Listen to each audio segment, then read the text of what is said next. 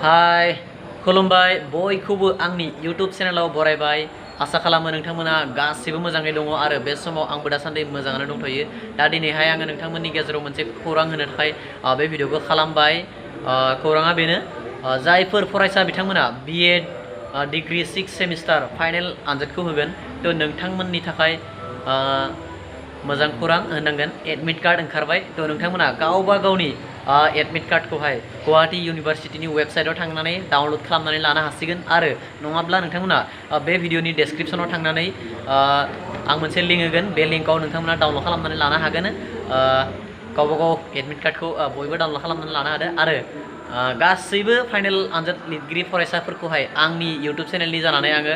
best of लाक जासिबाय बयखौबो best of लाक ओमफ्रायो